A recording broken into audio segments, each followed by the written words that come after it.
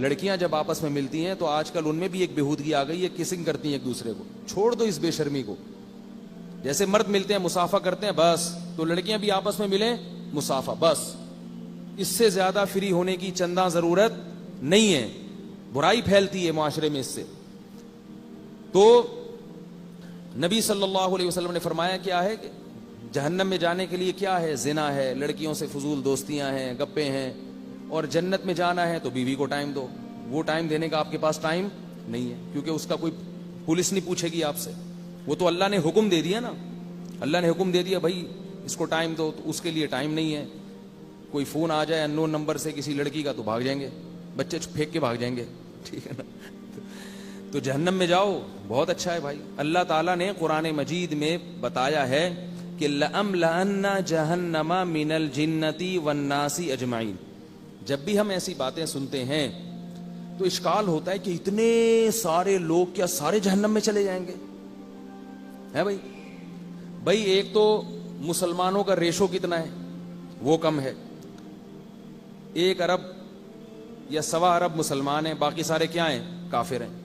ان کافر میں بہت سے کچھ ایسے ہوں گے جن تک دین کی دعوت نہیں پہنچی ہوگی, ان کو آپ نکال دیں. باقی زیادہ تر تو وہ ہیں کہ جن پر اسلام پہنچ چکا ہے, وہ بھی جہنم میں. پھر یہ اتنے سارے جو مسلمان ہیں ان میں بھی گنہگاروں کا ریشو بہت زیادہ. تو شیطان یہ دل میں وسوسہ ڈالتا ہے کہ وہ بھی جہنم میں. تو دماغ میں خیال آتا ہے کہ بھئی ایسا تو نہیں ہے کہ ہم ہی غلط ہوں, باقی سارے کیا ہوں؟ صحیح ہوں. تو اتنے سارے لوگ جہنم میں جائیں گے, اتنے سارے لوگ جہنم میں جائیں گے. اللہ نے کئی مقام پہ قرآن میں اس سوال کا جواب دیا ہے. پہلے دلائل قائم کیے اپنی توحید پر کہ میں خدا ہوں, میں رب ہوں, میں کھلاتا ہوں, میں پلاتا ہوں, میرے سوا کوئی معبود نہیں, اور میں نے آسمان سے جو دین اتارا ہے وہ صرف اسلام ہے, اسلام کے علاوہ کوئی اور چیز قابل قبول نہیں ہے. اور میں زنا کو ناپسند کرتا ہوں, میں بے حیائی کو ناپسند کرتا ہوں. میں بول رہا ہوں رک جاؤ. کیسی عجیب عجیب آیتیں ہیں قرآن کی, خدا کی قسم. انما الخمر والمیسر والانصاب والازلام رجس من عمل الشیطان. اے ایمان والو, شراب, جوا, پانسے, یہ سب ناپاک اور پلید عمل ہیں. انشورنس بھی جوا ہے. جوا چاہے وہ روڈ پہ گٹر کے ڈھکن پہ بیٹھ کے کھیل رہے ہو نا, وہ بھی جوا ہے. اور وہ کمپنی بنا کے کھیلو گے کہ ابا مر گئے تو اتنے پیسے ملیں گے, نہیں مرے تو آپ کی رقم ڈوب جائے گی, یہ بھی جوا ہے. اس کو جدید شکل دے دی ہے. تو اللہ کی قرآن میں فرماتے ہیں یہ جوا اور یہ ساری چیزیں نجس ہیں, پلید ہیں. اور آگے فرمایا فہل انتم منتہون, میں تمہارا رب ہوں, تمہیں روک رہا ہوں, تو کیا بتاؤ تم رک جاؤ گے اب میرے کہنے سے؟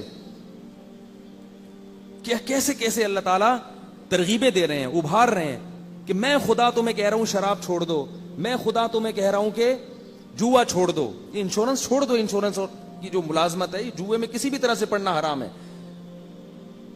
یہ سب ناپاک عمل ہیں. فہل انتم منتہون, کیا آپ بھی رکو گے؟ کوئی اثر ہی نہیں ہوتا ہمارے اوپر. جب نبی صلی اللہ علیہ وسلم مشرکین کو یہ باتیں کرتے تھے تو مشرکین نے بھی یہی اعتراضات کیے تھے. کہتے تھے آپ ہمارے قوم کے خلاف اتنا کیوں جا رہے ہیں؟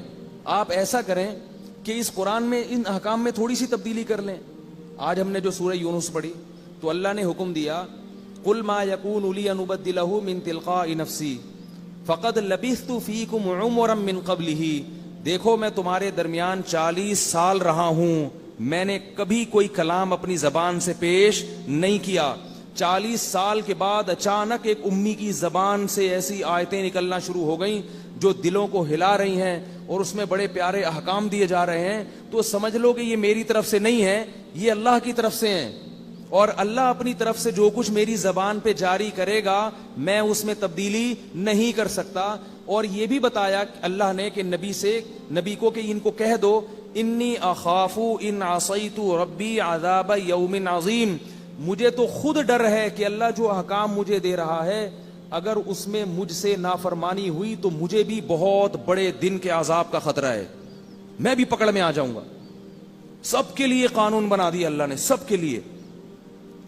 تو بھائی یا تو ایک طرف یہ دلائل ہیں, ان کو دیکھو, اور اگر اکثریت کو دیکھنا ہے تو پھر اللہ نے دھمکی دی ہے لَأَمْلَأَنَّ جَهَنَّمَ مِنَ الْجِنَّةِ وَالنَّاسِ أَجْمَعِينَ. فرمایا یہ نہ سمجھو کہ جہنم میری چھوٹی ہے, میں نے قسم اٹھائی ہوئی ہے کہ میں جہنم کو جنات اور انسانوں سے بھر دوں گا.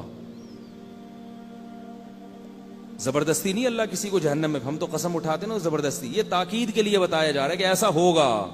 اس خوش فہمی میں مبتلا نہ رہنا کہ جنت میں زیادہ لوگ جائیں گے اور جہنم میں کم. نا نا نا نا نا، جہنم میں زیادہ لوگ جائیں گے، بھر دوں گا میں. اس لیے کبھی اس خوش فہمی میں نہ رہنا. یہاں تک فرمایا یوم نقول لجہنم هل امتلأت وتقول هل من مزید. اس دن کو یاد کرو جب ہم جہنم سے کہیں گے کہ اے جہنم کیا تو بھر گئی ہے، اور جہنم کہے گی اے اللہ بتا اور بھی کوئی ہے تو ڈال دے میرے پیٹ میں، اور بھی ہے تو ڈال دے میرے پیٹ میں. وجہ اس کی یہ ہے کہ اللہ نے اپنے بندوں پر حجت کو تام کر دیا ہے. لا اکراہ فی الدین قد تبین الرشد من الغی. فرمایا دین میں زبردستی نہیں ہے. آپ غیر مسلم کو زبردستی مسلمان نہیں کر سکتے. آپ کسی ہندو کو سمجھا تو سکتے ہو کہ اس پتھر کے سامنے سر مت جھکاؤ، گن پوائنٹ پہ اس کو وہاں سے ہٹا نہیں سکتے، اسلام نے اجازت نہیں دی. لیکن آگے اللہ نے دھمکی دے دی ہے. اللہ نے فرمایا کہ میں جو کہہ رہا ہوں نا کہ زبردستی دین پہ نہیں لا سکتے، اس لیے نہیں کہ تمہیں کنفیوژن ہے کہ پتہ نہیں ہمارا دین صحیح بھی ہے یا نہیں ہے. نا نا نا نا نا، فرمایا اس لیے نہیں لا سکتے. قد تبین الرشد من الغی، سیدھا راستہ اور غلط راستہ بالکل ایسے کلیئر ہے جیسے دودھ کا دودھ اور پانی کا پانی. اتنا صاف جب راستہ ہے تو اگر کوئی بت کے سامنے جھک رہا ہے تو اپنی جہنم کا سامان خود اکٹھا کر رہا ہے. وہ اللہ پوچھے گا قیامت کے دن اس سے اپنے ہاتھوں سے بنا کے کیوں جھکے اس کے سامنے. جس نے بنایا ہے، جس رب نے پیدا کیا، پانی میں آنکھ ناک کان دل دماغ جگر بنائے، اس کے سامنے کیوں نہیں جھکتے تھے. تو یاد رکھو جیسے ہندو کا غلط ہونا بالکل واضح ہے، ایسے ہی مسلمان کے لیے نماز نہ پڑھنا بھی گمراہی ہے. اس میں بھی دو رائے نہیں ہو سکتی. رمضان کا روزہ چھوڑ دینا اسی طرح غلط ہے بالکل، اس میں بھی دو رائے نہیں ہو سکتی. چونکہ جب ہم نے اللہ کو مان لیا، ہم نہ ہندو مذہب اختیار کرتے ہیں نہ سکھ مذہب اختیار کرتے ہیں. ہم مانتے ہیں کہ ایک خدا ہے، اس کا ایک رسول ہے جو آخری نبی ہے اور اس کی کتاب ہے. تو بھائی پھر اس کتاب کو فالو کیوں نہیں کرتے؟ اس کو کیوں نہیں فالو کرتے؟ لوگ کہتے ہیں مولویوں میں اختلاف بہت ہے. قرآن کے حکام تو بہت واضح ہیں نا. کیا مولویوں میں یہ بھی اختلاف ہے کہ نمازیں 5 ہے کہ 4 ہیں؟ بولو نا بھائی، اس میں کوئی اختلاف ہے؟ کیا یہ بھی اختلاف ہے کہ سود لینا غلط ہے؟ کیا اس میں بھی اختلاف ہے کہ ماں باپ کا دل دکھانا ثواب ہے یا حرام ہے؟ اس میں کوئی اختلاف ہے؟